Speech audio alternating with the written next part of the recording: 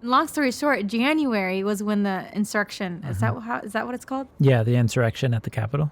And like this principal emailed all staff and said, you cannot talk about this. You cannot bring this up in your class. What? And I was like, that's sick. Like, where else do you talk about it if not school? Right. And then I responded like, oh, so we can't talk about current events? Ooh. Is that what you're saying?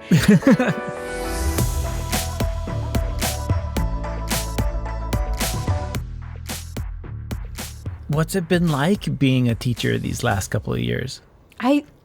Being a teacher is like so much harder than people think. You're like a teacher, you're like a sibling, you're like a coach, you're like a social worker, not qualified social worker, but you have to be, like, Yeah. It's really intense. Right.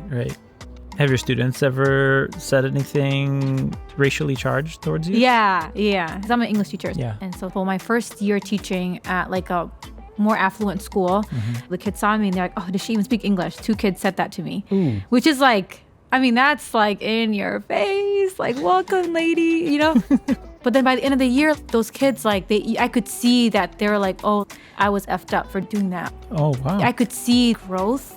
Yeah. So like with kids, I don't really mind because even if they don't see things as the way maybe I would hope, they're so young that they'll have me to remember. Yeah. They might be even open to being friends with people of a different race or a background because they've had me in the classroom. And, Right. so I'm just like hopeful in that way. But the thing that I have less patience with is like my colleagues. I'm not going to lie.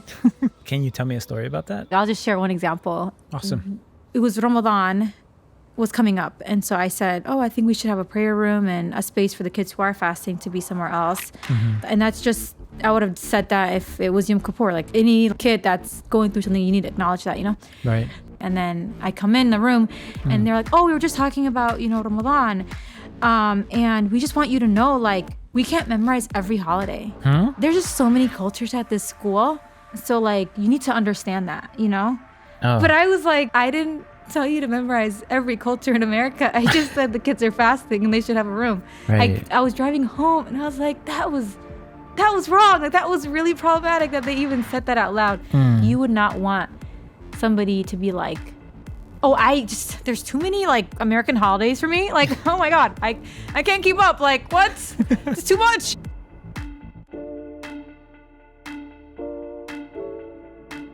Every time I'm like trying to not do too much, you know what I mean? No, like, what do you mean? I don't want to come off as like this angry black lady. And I'm like a pretty like calm person. Yeah. Sometimes I'm like, oh, like what if I look meaner than I am? You know what I mean? Yeah. So then I have to be like Yeah. even nicer than my nice, if that even makes sense. Like just saying I'm uncomfortable is gonna make people feel like Uncomfortable. oh, like she's mad. Ooh. Yeah. So it's exhausting being with the adults that I interact with. Have you ever considered quitting because of all of it? Yeah. No, I write a notice, 2-week notice every few months. Whoa, really? My sisters hate me because I'll be like, I'm for sure quitting this time. This is too much for my soul. And then like I'll go to work and like, I don't know, something will happen in class or I'll like a kid will have an epiphany or I'll read an essay and then I'm like, no, I'm like meant to do this. So the kids are the ones that are keeping you there. Yeah. And then you can't not interact with adults as a teacher. It's not an option. I mean, if it were an option, that would have been great. I think the problem with a lot of people is that they're not good active listeners. Oh. And it's like such a simple thing to fix. Just be quiet and listen, absorb. Yep. Imagine the person in front of you is a book and then what they're saying are the words from the book and like just act as if you were reading. Like you wouldn't start screaming at the book, would you? No. You would just like listen and be like, oh my God, that's so cool. Oh, what's gonna happen next? What's going to happen next? And teachers are critical entry points for kids to understand the entire world, Every teacher book on language arts talks about the importance of writing for purpose and like reading for purpose. So a key part of instruction is connecting, even if it's like a literature class, connecting it to our world. We are living in a social media age, the information age. So for students to know that there's fake news out there, there's agendas, there's all these different like biases that are just rampant.